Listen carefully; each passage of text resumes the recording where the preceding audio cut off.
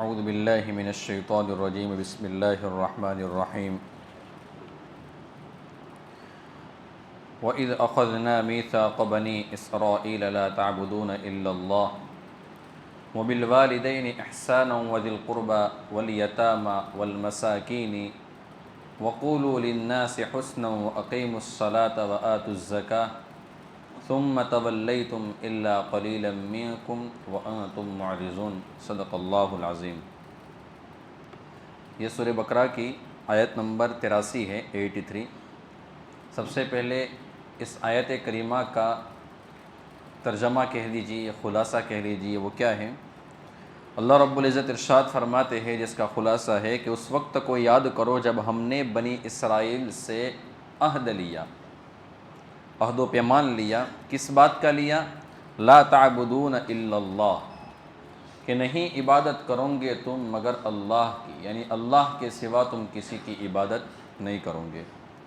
دوسرا عہد اللہ رب العزت نے جو ان سے لیا ہے وہ کیا ہے؟ وَبِالْوَالِدَيْنِ إِحْسَانًا، اور اپنے والدین کے ساتھ اچھا سلوک کرو گے، والدین کے ساتھ بھلائی کا معاملہ کرو گے، والدین کے ساتھ احسان کا معاملہ کرو گے۔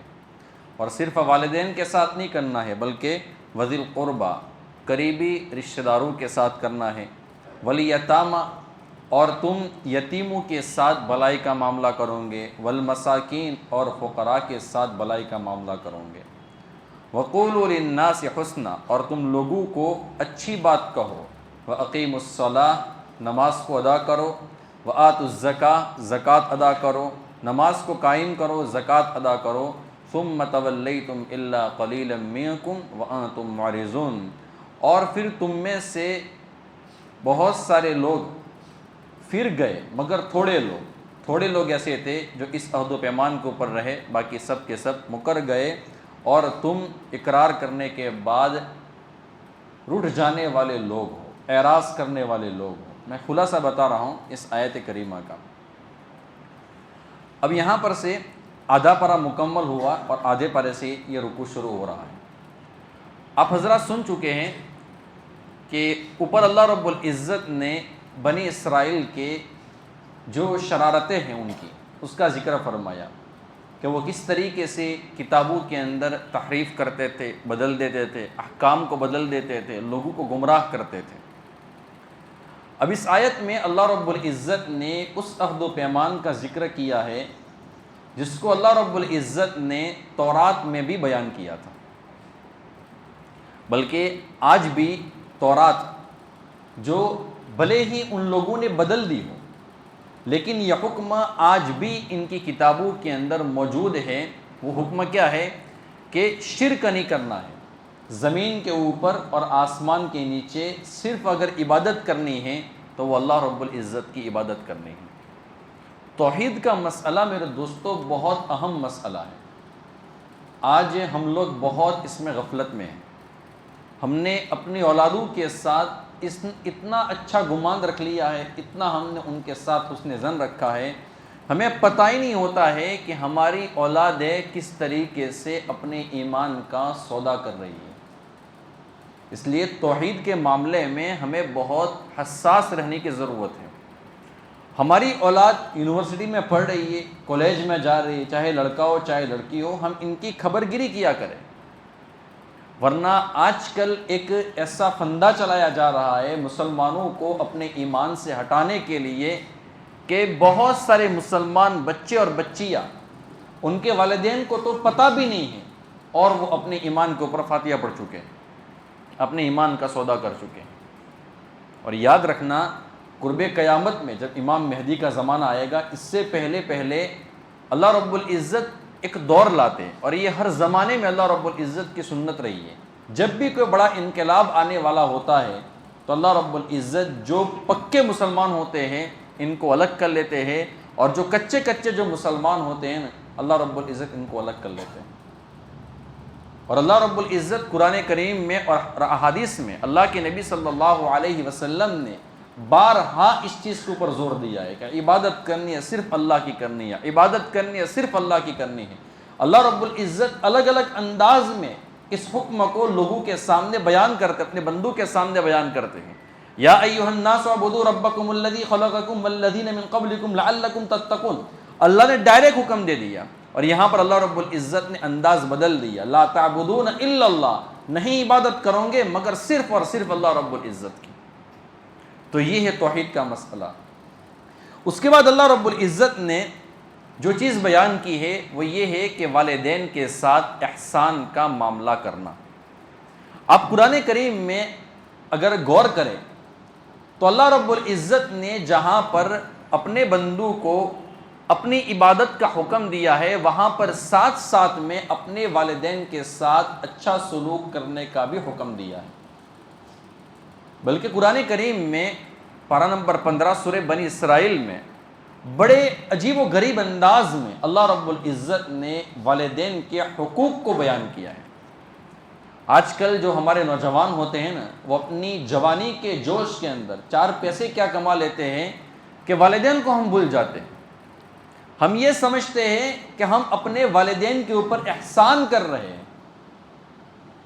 جب والدین، ان کے والد صاحب ان کو کچھ سمجھاتے ہیں، والدہ ان کو کچھ سمجھاتی ہے، تو وہ جھڑک دیتے ہیں کہ تم کو مجھے سمجھانے کی ضرورت نہیں ہے، بلکہ وہ جو فلموں میں جو چیزیں دکھتے ہیں نا، ہم ہمارے لائف اپنے شوق سے جئیں گے، تم کو دخل اندازی کرنے کا کوئی حق نہیں ہے۔ یاد رکھنا، یہ اسلام کا حکم نہیں ہے، یہ اسلام کا طریقہ نہیں ہے۔ باپ کو مکمل حق ہے کہ بیٹا کیا کرتا ہے کیا نہیں کرتا ہے، اس کے بارے میں دیکھ بھال کرے۔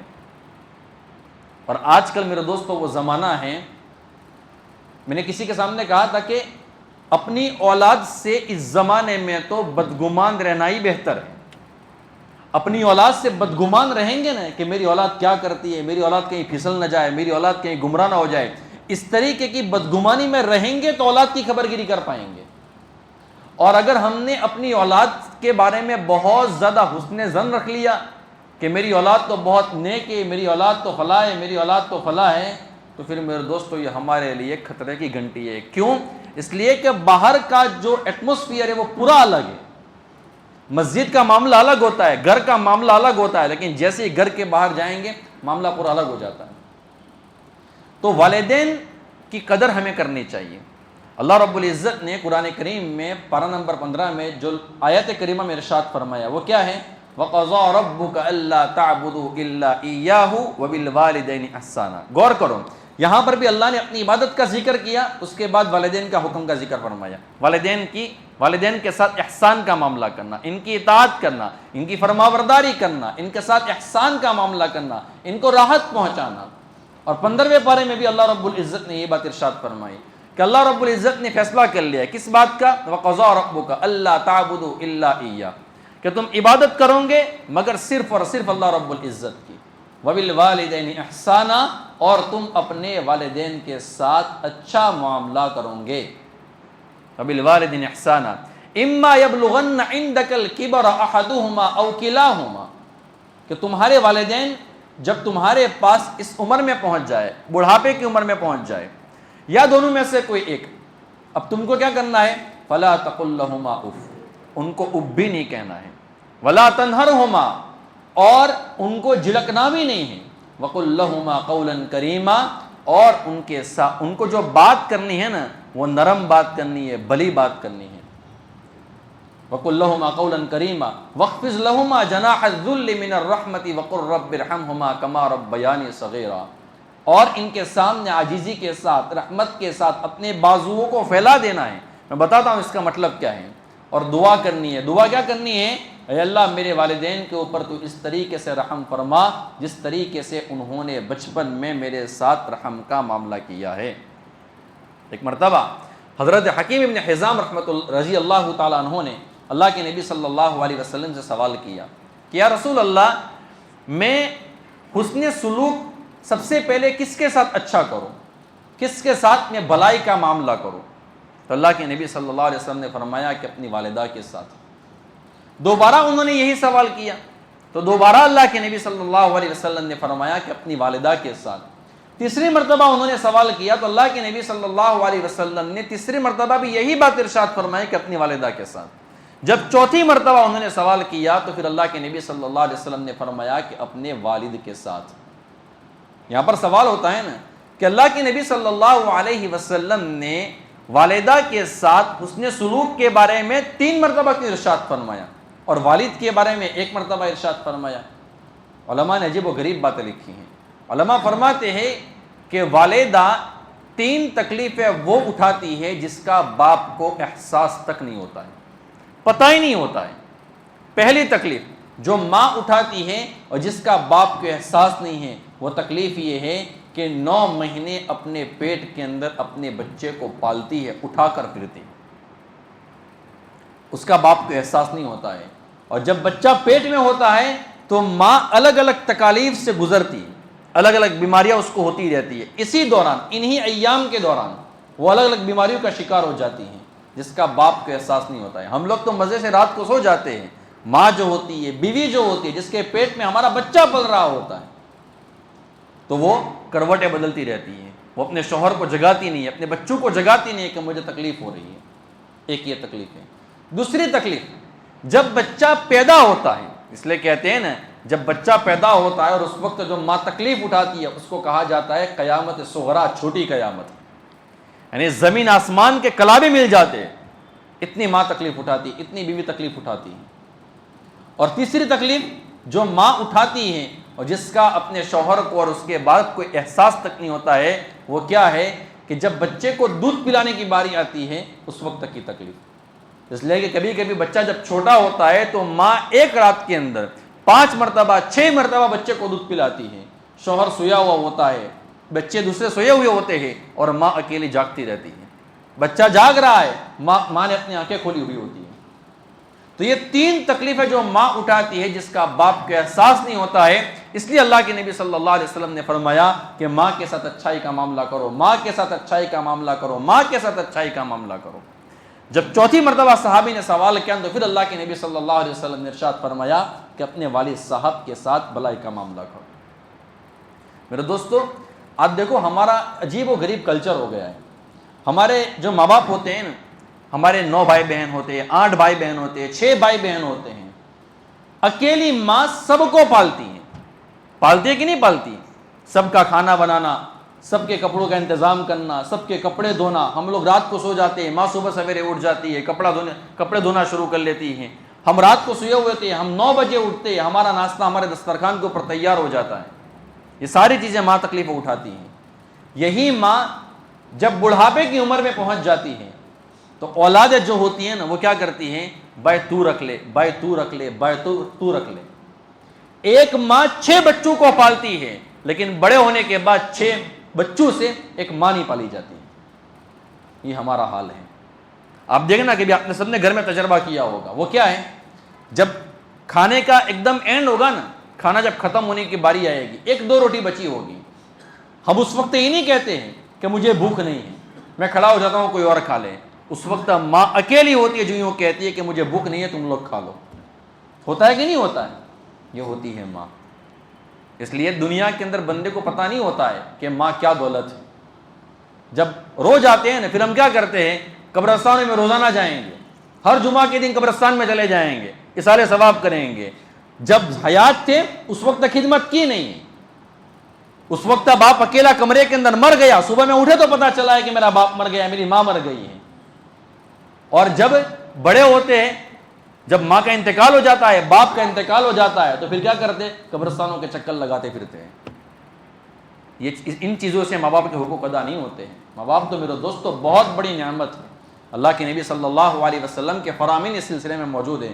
میں کچھ احادیث آپ کی خدمت میں پیش کرتا ہوں، پھر ایک واقعہ اللہ کے نبی صلی اللہ علیہ وسلم کے زمانے کا پیش کرتا ہوں، پھر آج کل کے جو نوجوان اپنے والدین کو تکلیف پہنچاتے ہیں، ان کا دل دکھاتے ہیں، اس کی سزا دنیا میں بندے کو کس طریقے سے بھگتنی پڑتی ہے، اس سلسلے میں 3 واقعات انشاءاللہ آخر میں پیش کر لیتا ہوں۔ سب سے پہلی روایت، اللہ کے نبی صلی اللہ علیہ وسلم سے ایک شخص نے سوال کیا، کیا رسول اللہ یہ بتائیے کہ اللہ کے نزدیک سب سے محبوب عمل کون سا ہے، سب سے پیارا عمل کون سا ہے؟ تو اللہ کے نبی صلی اللہ علیہ وسلم نے ارشاد فرمایا، نماز کا اپنے وقت پر ادا کرنا۔ یہ نہیں کہ وقت گزر جانے کے بعد نماز کو ادا کرنا، اینڈ وقت میں آخر میں 5 منٹ باقی ہے اور 5 منٹ میں ہم نماز پڑھنے کے لیے آتے، یہ نہیں، وقت پر ادا کرنا۔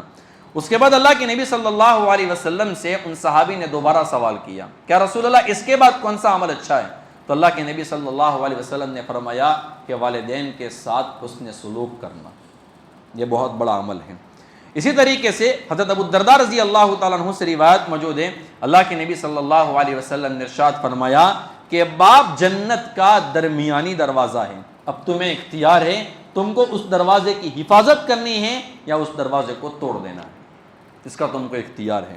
اسی طریقے سے اللہ کے نبی صلی اللہ علیہ وسلم نے ارشاد فرمایا جس کا خلاصہ ہے کہ اللہ کی رضا باپ کی رضا میں ہے، یعنی باپ جس چیز سے خوش ہوتا ہے، باپ اگر راضی رہتا ہے تو اللہ بھی راضی رہتا ہے، جائز امور میں، ناجائز امور میں نہیں، اور اگر باپ ناراض رہتا ہے تو اللہ رب العزت بھی ناراض رہتے ہیں۔ اسی طریقے سے اللہ کے نبی صلی اللہ علیہ وسلم سے ایک شخص نے سوال کیا کہ اولاد پر ماں باپ کے حقوق کیا ہے، ماں باپ کا حق کیا ہے؟ تو اللہ کے نبی صلی اللہ علیہ وسلم نے ارشاد فرمایا کہ وہ دونوں یا تو تیری جنت ہے یا دوزخ ہے، یعنی ان کی اطاعت کرے گا تو جنت میں جائے گا، اور اگر نافرمانی کرے گا تو دوزخ میں جائے گا۔ ایک اور روایت ہے، اللہ کے نبی صلی اللہ علیہ وسلم نے ارشاد فرمایا جس کا خلاصہ ہے، اللہ کے نبی نے ایک مرتبہ ارشاد فرمایا کہ جو بندہ اپنے والدین کی اطاعت کرتا ہے، ان کی فرما برداری کرتا ہے، تو اس کے لیے جنت کے 2 دروازے کھل جاتے ہیں، اور جو بچہ یا جو بچے اپنے والدین کی نافرمانی کرتی ہیں تو جہنم کے 2 دروازے اس کے لیے کھل جاتے ہیں۔ اگر ماں باپ میں سے کوئی ایک ہے تو ایک دروازہ جنت کا کھلتا ہے یا جہنم کا ایک دروازہ کھلتا ہے۔ جب اللہ کے نبی صلی اللہ علیہ وسلم نے یہ روایت ارشاد فرمائی نا، یہ بات ارشاد فرمائی، تو صحابی نے سوال کیا، اور یہ سوال ہمارے دلوں میں بھی ہوتا ہے۔ ہم سے اکثر لوگ کہتے ہیں کہ مولانا میرے ماں باپ میرے ساتھ غلط معاملہ کرتے۔ سنیں، اللہ کے نبی سے صحابی نے سوال کیا کہ یا رسول اللہ، یہ جو جہنم کی وعید آپ نے جو ارشاد فرمائی ہے، کیا اس صورت میں ہے کہ والدین ہمارے ساتھ ظلم کا معاملہ کرتے ہو؟ اولاد کو تو والدین کے اوپر ظلم کرنے کا کوئی حق ہے ہی نہیں، ماں باپ اولاد پر ظلم کر رہے ہیں، کیا تب بھی یہی جہنم کی وعید ہے؟ اللہ کے نبی صلی اللہ علیہ وسلم نے 3 مرتبہ جملہ ارشاد فرمایا، وَإِن ظَلَمَا وَإِن ظَلَمَا وَإِن ظَلَمَا، اگرچہ تیرے والدین تیرے اوپر ظلم کرتے پھر بھی تجھے اس بات کا حق نہیں ہے کہ تو اپنے والدین سے انتقام لے، اپنے والدین سے بدلہ لے، پھر بھی تجھے اس کا اختیار نہیں ہے۔ آپ اندازہ لگائے کہ اللہ رب العزت کتنے اہتمام سے اس چیز کو بیان فرماتے ہیں، اللہ کے نبی صلی اللہ علیہ وسلم نے کتنے اہتمام سے اس چیز کو بیان کیا ہے۔ اسی طریقے سے اللہ کے نبی صلی اللہ علیہ وسلم نے ارشاد فرمایا، حضرت عبداللہ ابن عباس رضی اللہ تعالیٰ عنہما اس روایت کے راوی ہیں، وہ فرماتے ہیں کہ جو خدمت گزار لڑکا، یاد رکھنا، جو اولاد خدمت نہیں کرتی ہے، والدین کی اطاعت نہیں کرتی ہے، ان کی نافرمانی کرتی ہے، اور وہ یوں سمجھے کہ ہم اپنے والدین کو محبت کی نظر سے دیکھیں گے تو حج عمرے کا ثواب مل جائے گا، نہیں، ایسی بات نہیں ہے۔ اطاعت کرتی ہے، فرما برداری کرتی ہے، والدین کا کہنا مانتی ہے، ایسی اولاد جب محبت اور شفقت کے ساتھ اپنے والدین کے اوپر نظر ڈالتی ہے تو اللہ تبارک و تعالیٰ ایک مقبول حج کا ثواب ان لوگوں کو عطا فرماتا ہے۔ کتنی بڑی فضیلت کی چیز۔ اب میں آتا ہوں قرآن کریم کے انداز کے اوپر۔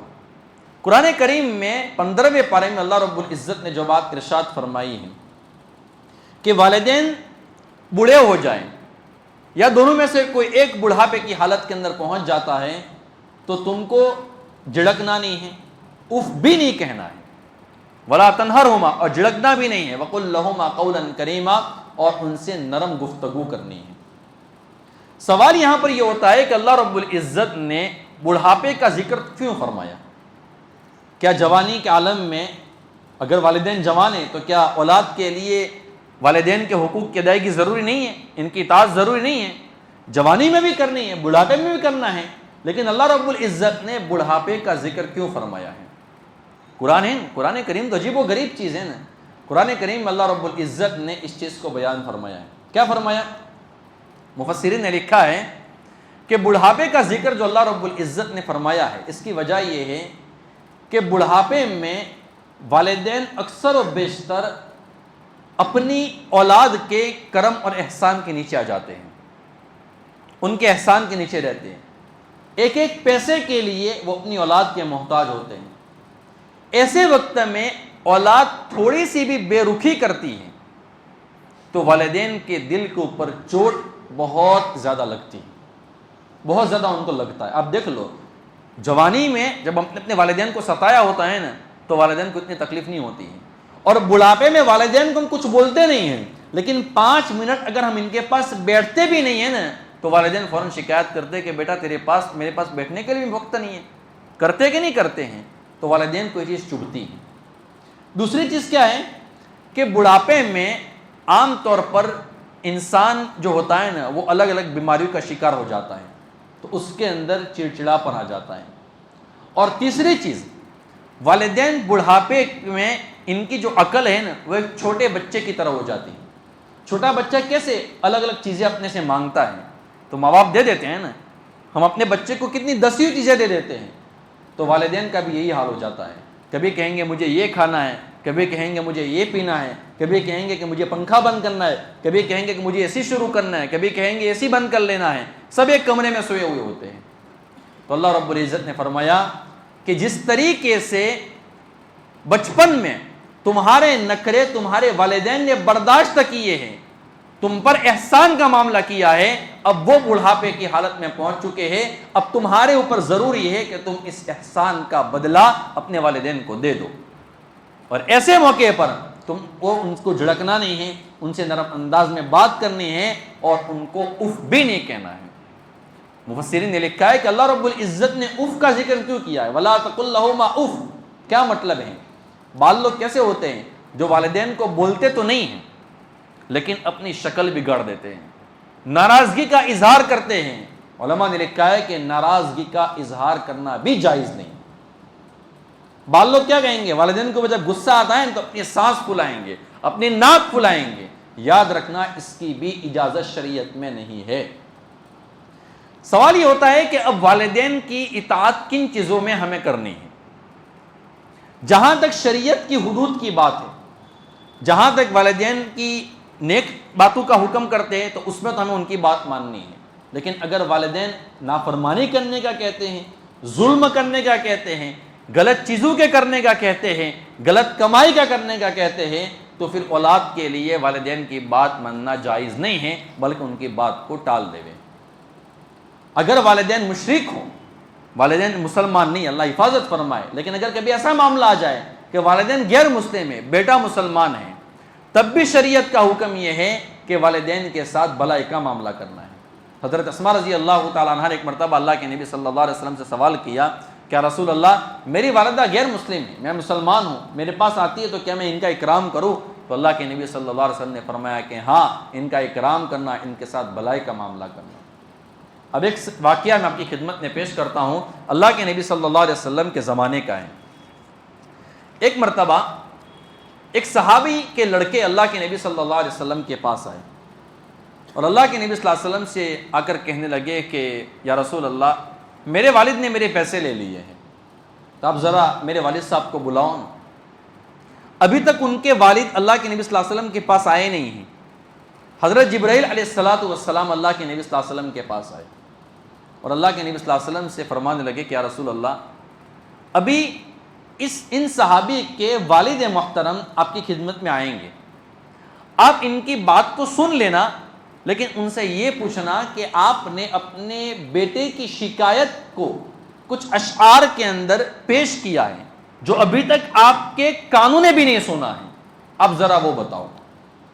وہ صحابی کے لڑکے، وہ صحابی کے والد محترم اللہ کے نبی صلی اللہ علیہ وسلم کے پاس آئے، اور اللہ کے نبی صلی اللہ علیہ وسلم نے فرمایا کہ آپ کا لڑکا آپ کے بارے میں شکایت کرتا ہے، کیا معاملہ ہے؟ آپ ان کے پیسے لیتے ہیں۔ تو اللہ کے نبی صلی اللہ علیہ وسلم سے ان صحابی نے فرمایا کہ رسول اللہ، میرے بیٹے کو پوچھو کہ میں تیرے پیسے تو لیتا ہوں، وہ تجھے نظر آیا، لیکن تو نے یہ نہیں بتایا کہ وہ پیسے میں کہاں پر خرچ کرتا ہوں۔ وہ پیسے یا تو میں اپنی بہن کے اوپر یعنی تیری پھوپھی کے اوپر خرچ کرتا ہوں، یا تو میں تیری خالہ کے اوپر خرچ کرتا ہوں، یا اپنے رشتہ داروں کے اوپر خرچ کرتا ہوں، تو پھر شکایت تو کیوں کرتا ہے؟ اگر میں نے ان پیسوں کو غلط جگہ پر خرچ کیا ہو تو مجھے کہہ سکتا ہے۔ تو اللہ کے نبی صلی اللہ علیہ وسلم نے فرمایا کہ بات تو ٹھیک ہے، اب آگے شکایت مجھے نہیں سننی ہے۔ اچھا یہ بتاؤ کہ آپ نے اپنے بیٹے کی شکایت کو جو اشعار میں کہا ہے اور جو آپ کے کانوں نے بھی نہیں سنا ہے، کسی کو آپ نے بتایا بھی نہیں، بس دل میں گنگنایا ہے، وہ اشعار کیا ہے؟ تو وہ صحابی اللہ کے نبی صلی اللہ علیہ وسلم سے فرمانے لگے کہ یا رسول اللہ، ہم آپ کے پاس رہتے ہیں تو ہمیشہ ہمارا ایمان تازہ ہوتا رہتا ہے، یہ بھی ایک معجزہ ہے کہ ابھی تک میں نے وہ اشعار کسی کے سامنے بیان بھی نہیں کیے ہیں، میں نے کسی کو سنائے بھی نہیں ہیں، میرے کانوں نے بھی نہیں سنے ہیں، میں نے دل دل میں وہ اشعار کہے اور اللہ رب العزت نے آپ کو بتا دیے ہیں۔ پھر ان صحابی نے اللہ کے نبی صلی اللہ علیہ وسلم کی خدمت میں وہ اشعار پیش کیے۔ آپ وہ اشعار سنیں، کتنے درد بھرے انداز میں ان صحابی نے پیش کیے ہیں، اور وہ صحابی نے پیش تو کر لیے، انہوں نے کہہ تو لیے ہیں، لیکن آج کا ہر باپ اپنے بیٹوں کے بارے میں یہی کہتا ہے۔ صحابی نے کیا فرمایا؟ غدوتک مولودا ومنتک یافعا تعل بما اجنی علیک وتنہل۔ کیا فرمایا کہ بیٹا میں نے تجھے بچپن میں غذا دی، کھلایا پلایا، تیرا سارا خرچ میں نے اٹھایا، اور صرف بچپن میں نہیں اٹھایا ہے، جوانی میں بھی میں نے تمہاری ساری ذمہ داری اٹھائی ہے، تمہارا کھانا پینا سارا جو خرچ ہے نا وہ میری ہی کمائی سے تھا۔ وہ واقعہ یاد رکھنا، انہوں نے کیا کہا تھا صحابی سے؟ صحابی کو شکایت کیا تھی کہ میرے باپ نے میرے پیسے لیے ہیں، اور یہاں پر ان کے والد اس کی شکایت کو بیان کرتے ہیں۔ اذا لیلۃ ضافت بالسقم لم ابت لسقمک الا ساہرا اتململ۔ صحابی نے کہا جب کسی رات میں تم کو کوئی بیماری پیش آ گئی، جب تم چھوٹے تھے، تم بیمار ہو گئے، تو میں نے تمام رات تمہاری بیماری کے سبب بیداری اور بے قراری میں گزار دی۔ جب تم رات میں بیمار ہوتے ہیں، ہم سب اولادوں کے والدین بیٹھے ہیں نا، ہم کو پتہ ہے نا، اگر ہماری اولاد جب بیمار ہوتی ہے نا تو ہماری پوری رات اسی بے قراری اور بے چینی میں گزر جاتی ہے۔ بیٹا رات کو سوتا نہیں ہے، بیٹی رات کو سوتی نہیں ہے، تو والدین کی نیند خراب ہو جاتی ہے، ان کو نیند نہیں آتی ہے۔ صحابی نے کیا فرمایا؟ کأنی انا المتروک دونک بالذی ترکت بہ دونی فعینی تحمل۔ گویا کہ تمہاری بیماری مجھے ہی لگی ہے، جب تم بچپن میں بیمار ہوتے تھے تو مجھے ایسا لگتا تھا کہ گویا کہ میں ہی بیمار پڑ گیا ہوں، جس کی وجہ سے میں پوری رات روتا رہا ہوں۔ بیمار تم ہوتے تھے اور آنسو میری آنکھوں میں ہوتے تھے۔ تخاف الردا نفسی علیک وانہا لتعلم ان الموت وقت مؤجل۔ صحابی نے فرمایا میرا دل تمہاری ہلاکت سے ڈرتا رہتا تھا کہ کہیں تم مر نہ جاؤ، کہیں تم کو کوئی تکلیف نہ پہنچ جائے، کہ حالانکہ میں جانتا تھا کہ موت کا ایک دن مقرر ہے، پہلے پیچھے نہیں ہو سکتی۔ مجھے موت کا ڈر رہتا تھا، حالانکہ میں جانتا ہوں کہ موت تو وقت پر آنے والی ہے، وقت سے آگے پیچھے موت ہونے والی نہیں ہے۔ فلما بلغت السن والغایۃ التی الیہا مدی ما کنت فیک اؤمل۔ صحابی نے فرمایا پھر جب تم اس عمر اور اس حد تک پہنچ گئے جس کی میں تمنا کیا کرتا تھا، ہر والدین کی تمنا ہوتی ہے نا کہ ہم اپنے بچوں کو پالتے ہیں، اپنے بچوں کے ساتھ بلائی کا معاملہ کرتے ہیں، جب ہماری اولاد بڑی ہو جائے نا تو ہمیں ہمارا احسان کا بدلہ دے، ہمارا خیال رکھے، ہماری خدمت کریں۔ صحابی یہی فرماتے ہیں جب تم اس عمر کو پہنچ گئے جس کی میں تمنا کیا کرتا تھا تو تم نے کیا کیا؟ جعلت جزائی غلظۃ وفظاظۃ کأنک انت المنعم المتفضل۔ جب تم نے تم نے بدلہ کس طریقے سے دیا؟ سختی سے دیا، سخت کلامی سے دیا، گویا کہ تم مجھ پر احسان اور اکرام کر رہے ہو، تم نے اس طریقے سے مجھے بدلہ دیا۔ آگے بھی اشعار ہیں تو صحابی نے اس اشعار میں کیا فرمایا ہے کہ اللہ کے نبی صلی اللہ علیہ وسلم کے سامنے بیٹے سے پھر کہا کہ بیٹا تم میرے ساتھ یہ معاملہ کرتے ہو، کم از کم اتنا ہی کر لیتے کہ جیسا کہ ایک شریف پڑوسی اپنے پڑوسی کے بارے میں کیا کرتا ہے، کم از کم مجھے ایک پڑوسی سمجھ لیتے اور اسی طریقے سے میرے ساتھ احسان کا معاملہ کر دیتے ہیں، لیکن اس طریقے سے تم شکایت تو اللہ کے نبی صلی اللہ علیہ وسلم کے سامنے میرے سامنے میری شکایت تو نہیں کرتے۔ اللہ کے نبی صلی اللہ علیہ وسلم نے جب اشعار سنے نا تو وہ صحابی کا جو لڑکا تھا اس کا گریبان پکڑا اور فرمایا کہ چلے جاؤں یہاں سے، تو اور تیرا مال وہ تیرے والدین کا ہے۔ تو یہ چیزیں ہیں میرے دوستوں، والدین کی خدمت کیا کریں، دنیا کے اندر ہم ان کو راضی کر لیں۔ اللہ کے نبی صلی اللہ علیہ وسلم نے ایک مرتبہ روایت میں آتا ہے، فضائل اعمال میں اپنی روایت سنیے کہ فضائل رمضان میں وہ روایت موجود ہے کہ حضرت جبرائیل آئے، اللہ کے نبی صلی اللہ علیہ وسلم ممبر کے اوپر جا رہے تھے، 3 پگتھی اللہ کے نبی صلی اللہ علیہ وسلم اوپر چڑھے اور 3 مرتبہ اللہ کے نبی نے آمین کہی۔ صحابہ نے فرمایا کہ رسول اللہ آپ نے 3 مرتبہ آمین کہی تو اللہ کے نبی نے فرمایا کہ تم نے سن لیا؟ صحابہ نے فرمایا کہ ہاں سنا۔ فرمایا کہ جبرائیل آئے تھے اور جبرائیل نے بد دعا کی اور میں نے ان کی بد دعا کے اوپر آمین کہی۔ دونوں معصوم ہیں اور ایک معصوم دعا کر رہا ہے، دوسرا معصوم آمین کہہ رہا ہے۔ ان دعاؤں میں ایک بد دعا کیا تھی حضرت جبرائیل نے فرمایا تھا کہ ہلاک ہو جائے وہ بندہ، لعنت ہو اس بندے کے اوپر جس کو والدین ملے اور وہ اپنی مغفرت نہ کروا سکے۔ تو اللہ کے نبی صلی اللہ علیہ وسلم نے فرمایا کہ آمین۔ اب ہم ذرا سوچ لیں کہ ہم کیا کر رہے ہیں، لیکن اس میں بھی ہمیں توازن رکھنا ہے۔ یہ نہیں کرنا ہے کہ والدین کی اتنی اطاعت کر لے ہوئے، اتنی فرما برداری کر لے ہوئے کہ کسی اور کی بیٹی کے ساتھ ہم ظلم کا معاملہ کر لیں، یہ بھی نہیں ہونا چاہیے۔ اور بیوی کی بات اتنی بھی نہیں سننی ہے کہ والدین کے ساتھ ظلم کا معاملہ ہو جائے۔ اب میں کچھ واقعات آپ کی خدمت میں پیش کرتا ہوں، اس سے آپ کو اندازہ ہوگا کہ جو بندہ دنیا کے اندر اپنے والدین کو ستاتا ہے، اپنی ماں کو برا بھلا کہتا ہے، تو اس کے ساتھ معاملہ کیا ہوتا ہے۔ خاص طور پر جو ہماری بچیاں ہوتی ہیں، ہماری بیٹیاں جو ہوتی ہیں نا، وہ والدہ کو بہت برے برے الفاظ کے اندر بولا کرتی ہیں۔ کبھی کیا کہہ لیتی ہے، کبھی کیا کہہ لیتی ہے، ایسے الفاظ بولتی ہے کہ زبان کے اوپر لانے میں بھی ہمیں شرم آتی ہے، ایسے الفاظ بولا کرتی ہیں۔ حضرت امام اصفہانی رحمۃ اللہ علیہ اپنی کتاب الترغیب میں ایک واقعے کو نقل کرتے ہیں۔ حضرت امام حوشب رحمۃ اللہ علیہ فرماتے ہیں کہ ایک مرتبہ میں ایک سفر پر گیا تو ایک قبیلے کے یہاں پر میرا قیام ہوا۔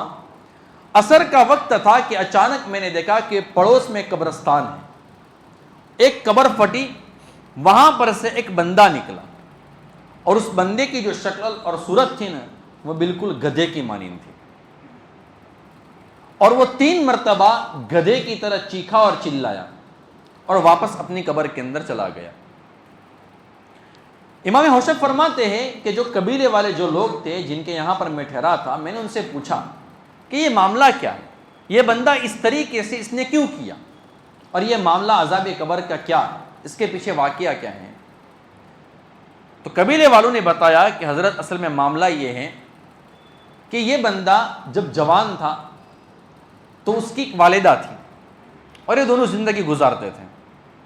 یہ شراب بہت پیا کرتا تھا، جب شراب کے نشے سے جب وہ باہر آ جاتا تو اس کی والدہ اس کو سمجھاتی کہ بیٹا تو کیا کر رہا ہے، ہم مسلمان ہیں، مسلمان شراب نہیں پیا کرتے، اللہ رب العزت نے حرام کر لی ہے، اللہ کے نبی صلی اللہ علیہ وسلم نے سخت وعید اس سلسلے میں ارشاد فرمائی ہے، تو شراب پیتا ہے۔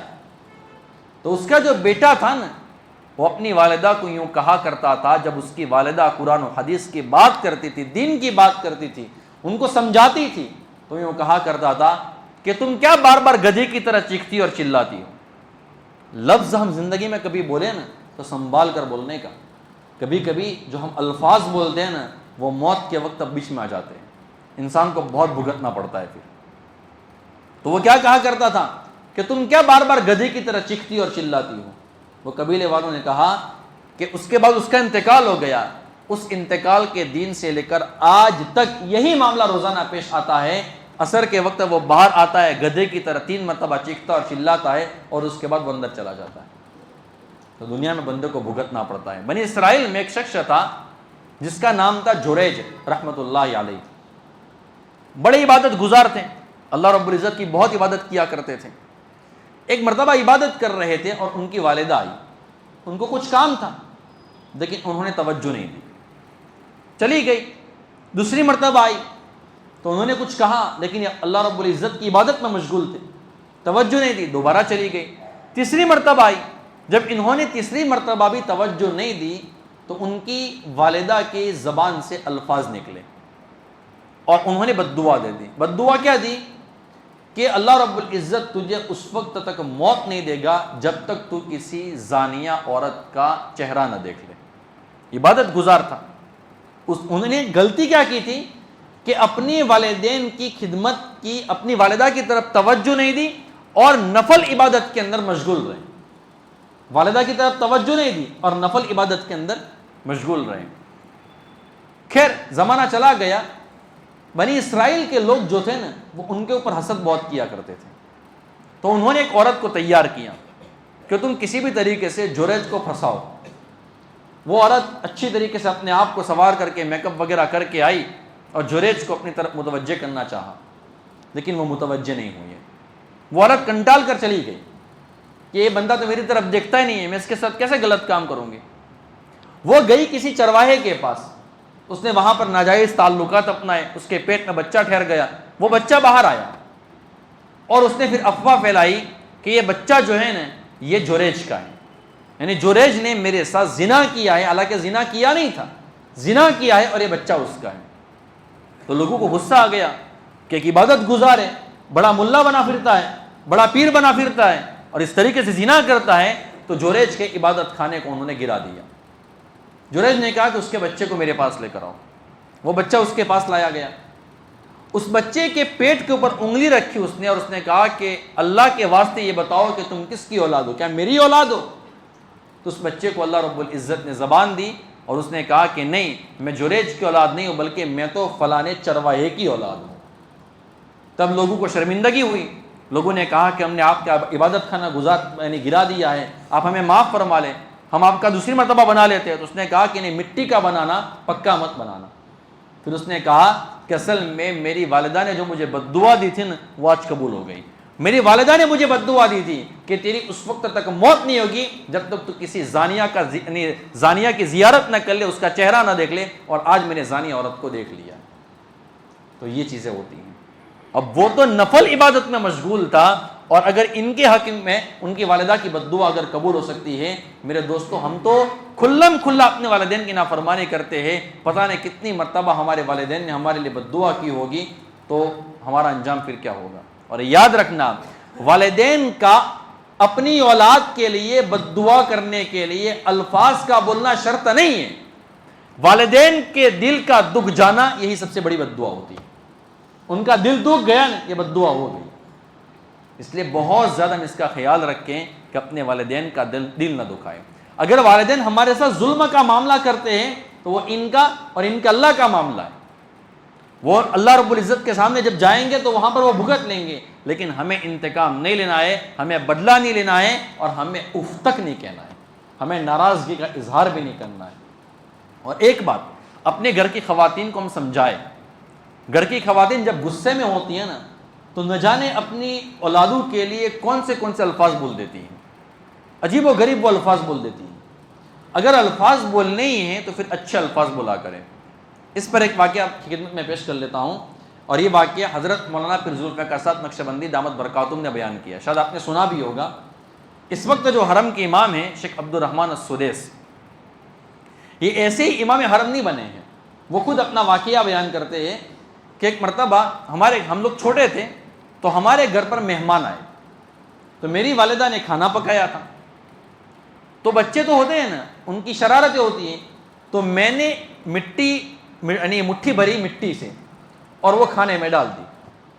اب گھر میں والدین ہے، مہمان آئے ہوئے ہیں، کھانا سارا خراب ہو گیا۔ اب والدہ کو غصہ آنا تو بالکل صحیح بات تھی، غصہ تو آنا ہی تھا۔ تو ان کی والدہ ان کے لیے بد دعا کے الفاظ بولنا چاہتی تھی، لیکن اللہ رب العزت نے زبان کو موڑ دیا، بد دعا کے الفاظ نہیں نکلے۔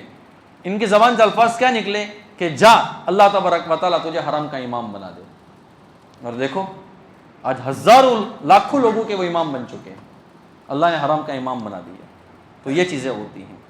ہم سب دعا کرتے اللہ رب العزت سے کہ اللہ تبارک و تعالیٰ ہم سب کو اپنے والدین کی اطاعت کرنے کی توفیق عطا فرمائے۔ اب میں جان بوجھ کر 2 واقعے چھوڑ رہا ہوں، اب 2-3 واقعے اور ہیں کہ والدین کی نافرمانی کرنے کے اوپر اللہ تبارک و تعالیٰ دنیا میں بندے کو کس طریقے سے سزا دیتے ہیں، وہ انشاءاللہ آئندہ آپ کی خدمت میں پیش کروں گا۔ اللہ تبارک و تعالیٰ ہم سب کو عمل کرنے کی توفیق عطا فرمائے۔